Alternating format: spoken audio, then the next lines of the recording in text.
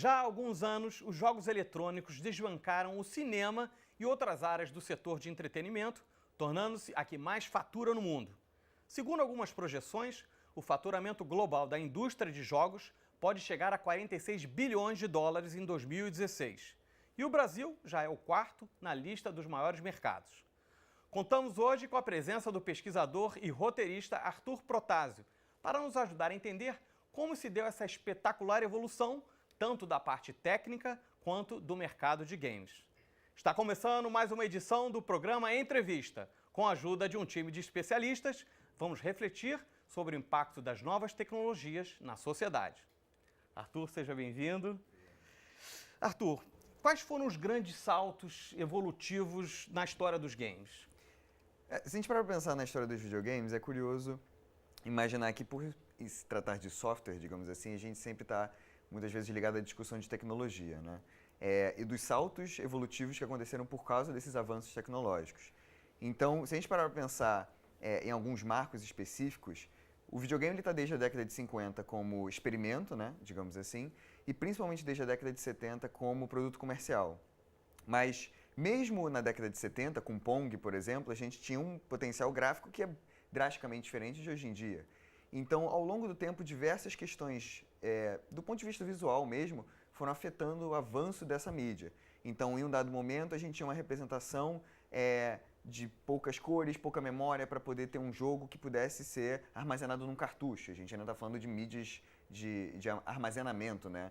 Então, no início a gente poderia lidar com a fita cassete, depois a gente passou a lidar com um cartucho de videogame propriamente dito. E ao longo do tempo você passava de representações 2D, né, para depois o posterior e o tão consagrado 3D. E em um dado momento também houve mais um salto em termos de armazenamento. O que antes era um cartucho, depois passou a ser o CD e depois passou a ser o DVD. Hoje em dia a gente já está no Blu-ray. Mas a gente vê esses avanços acontecendo também não só na área visual. O Wii, por exemplo, quando ele saiu, né, há alguns anos, ele foi uma grande revolução dentro da história dos jogos eletrônicos por causa da sua proposta de interação, por causa da forma como você se movimenta e como aquilo tem impactos dentro do jogo. Então é muito curioso como é que a gente pode dividir isso em diversos setores. Ora, os saltos evolutivos aconteceram por causa da interação do jogador com o jogo, ora aconteceu em função de uma representação visual, gráfica, ou às vezes em função de uma questão de memória mesmo. Ou de processamento também, exatamente, né? Exatamente. Para processar a tanta parte coisa, gráfica, né? Exatamente. Isso fica muito claro quando você começa a ver e encarar os jogos como talvez antes uma mídia que se inspirasse demais numa mídia mais literária, né? Vou dizer, por causa da questão gráfica, da questão de processamento, muitos jogos no início pareciam com livros, mas livros em que você tinha puramente texto. Um dos mais famosos nesse caso é o Colossal Cave Adventure, da década de 70 também. É como se você estivesse lendo um livro e você tem que digitar ações, né, numa tela branca cheia de texto. Digitar. E você vai avançando na história dessa forma. Mas hoje em dia, se você for reparar em diversos jogos eletrônicos, muita gente olha para o jogo e fala, eu estou vendo um filme. Então, isso já demonstra claramente como é que, digamos assim, houve um salto evolutivo do ponto de vista gráfico.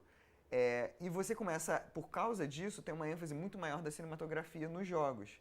Então, ao longo de, digamos assim, 30 anos, a indústria dos jogos contou com diversos saltos, mas saltos que, atuando tecnologicamente em áreas distintas, foram impulsionando a mídia a buscar, digamos assim, uma manifestação própria, que é a manifestação que a gente vê hoje em dia, né? Seja com o Kinect, através do movimento, seja através da discussão dos gráficos e agora, chegando no PlayStation 4, o que vai acontecer, ou até mesmo como é que cada vez mais as pessoas buscam criar novas obras, novos jogos, que misturam essas influências, ora algo mais literário, às vezes algo mais cinematográfico, e quais outras possibilidades que estão ao nosso dispor também. Agora, a gente tem um cenário diferente com a explosão das vendas dos tablets e smartphones, né? Certamente. Como é que isso está afetando o mercado de games? Isso é muito interessante porque eu diria que a gente está passando, eu digo não só em termos de reconhecimento, percepção social da mídia do jogo eletrônico, mas em termos de modelo de negócio também, é muito claro que os videogames estão passando por uma fase de transição. E antes dessa fase, digamos assim, do ponto de vista de modelo de negócio, ela era muito clara e estabelecida no sentido de que você tinha um mercado de varejo. Você fazia um jogo, geralmente financiado por uma publisher, né, distribuidora, você como desenvolvedor, como criador da obra, a distribuidora se encarregava de pegar aquele seu jogo físico e mandar para uma loja de varejo, e aí aquilo chega, enfim, qualquer loja em que o consumidor vai poder olhar nas estantes fisicamente e pegar aquele produto. Esse cenário mudou completamente, a gente ainda tem, naturalmente, hoje em dia, diversas lojas que vendem esses produtos fisicamente, elas ainda, digamos assim, compõem o miolo principal do que a gente está vendo hoje em dia, mas isso está perdendo muito espaço para a distribuição digital. E é daí que vem a importância dos tablets e dos celulares, das plataformas móveis, principalmente falando. Porque o que eles conseguiram fazer foi, tanto do ponto de vista do consumidor, mas do desenvolvedor, quebrar barreiras de acesso. Então, o que aconteceu foi que, antes, o consumidor ele dependia especificamente daquela loja para conseguir aquele jogo. E se não houvesse um contrato entre a distribuidora e aquela loja, ele simplesmente não tinha acesso. E isso, inclusive, leva a várias discussões de pirataria, porque a gente frequentemente entende pirataria como uma dificuldade de acesso a um produto pelo preço. Mas você também tem pelas vias de distribuição. Se você tem todo o dinheiro do mundo, mas você não consegue ter acesso a um determinado produto, o que você vai fazer? Então, com a distribuição digital, isso abriu uma nova possibilidade. A possibilidade de não só o produtor de conteúdo falar: por que eu preciso dessa loja física para distribuir meu produto? Eu posso botar online, pedir pagamentos via PayPal ou PagSeguro, por exemplo. Eu posso botar online numa rede de uma empresa já consolidada, pode ser Microsoft, Sony, Apple, tanto faz. E eu tenho essas opções para me valer e, digamos assim, de certa forma, eliminar intermediários, né? Você às vezes ainda depende de alguma rede, etc., mas você tem mais liberdade. E não só isso, mas mais liberdade no tipo de produto que você vai entregar.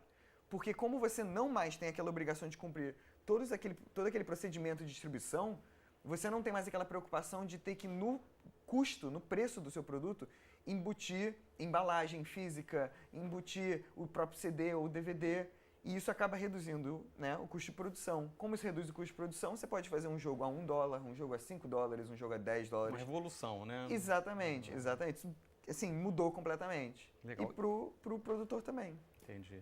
E vamos falar sobre os profissionais que normalmente estão envolvidos na produção de um jogo. Quais são esses? Eu acho que a melhor forma de... se você não conhece, talvez, bem a área de jogos, a melhor forma de comparar, eu digo isso geralmente, que pense em cinema mais programação. Você tem, geralmente, os profissionais que são... que podem ser equiparados ao segmento do cinema. Então, você vai ter, muitas vezes...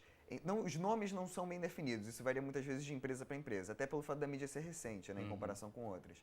Então, às vezes você tem a figura de um diretor, aí esse diretor ele pode às vezes ser um diretor criativo, ou se não pode assumir a função mais de um roteirista, etc.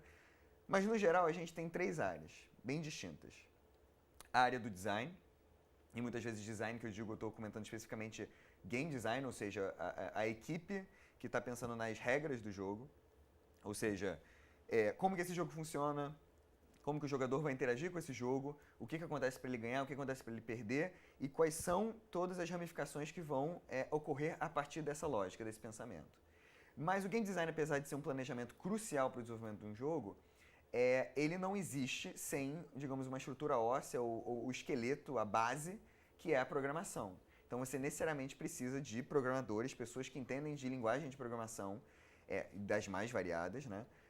Para poder fazer ali a estrutura daquele jogo. Porque não adianta você ter o planejamento do tipo, as regras do jogo vão ser assim, se você não tem um software ou um banco de dados que, quando o jogador clica com o botão esquerdo, aquilo tem uma repercussão dentro daquela estrutura de software.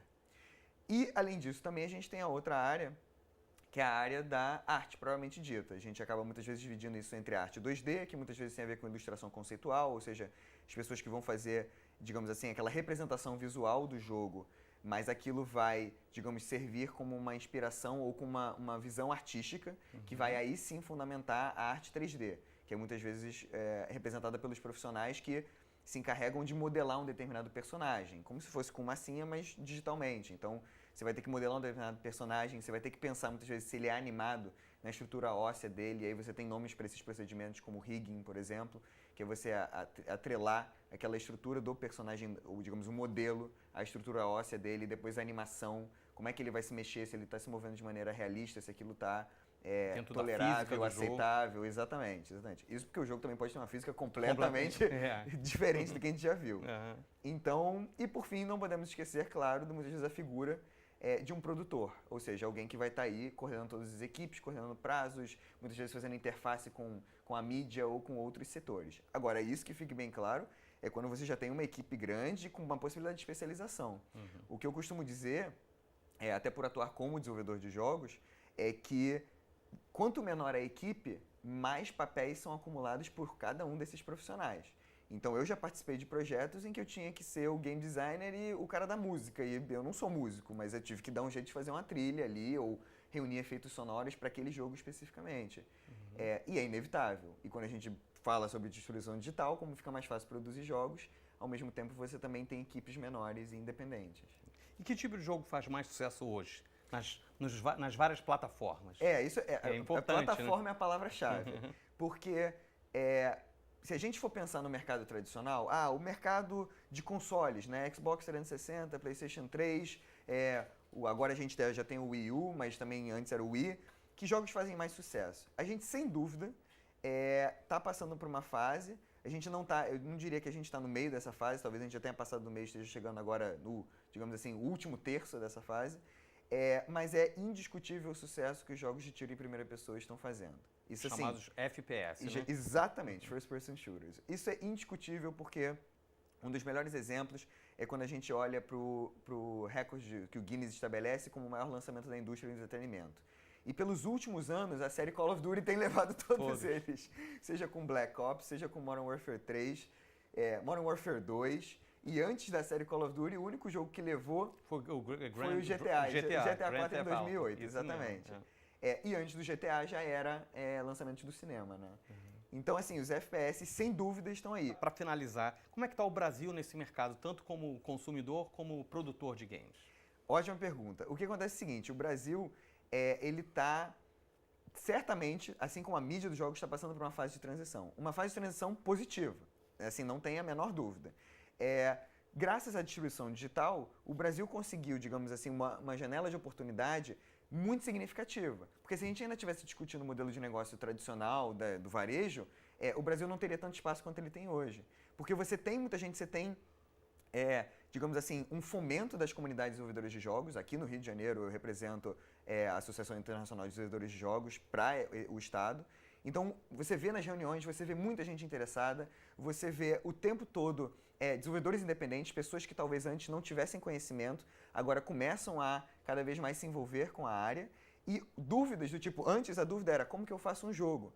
Mas como as ferramentas já estão se tornando cada vez mais fáceis de acessar, como o conhecimento está se tornando cada vez mais difundido, agora as preocupações são do tipo, eu já sei fazer um jogo, como é que eu comercializo o meu jogo? Como é que eu levo isso para mídia? Ou, caramba, eu acho que eu cheguei no ponto em que eu preciso de um contador na minha empresa, entendeu? Esse tipo de coisa demonstra claramente um progresso na maturidade da indústria. E a gente não estaria tendo esse tipo de discussão se as coisas não estivessem avançando. Então a gente tem ótimos exemplos de jogos produzidos independentemente aqui no Brasil, seja por, digamos, desenvolvedores, empresas maiores ou empresas menores, todos eles têm no seu espaço na internet através da distribuição digital.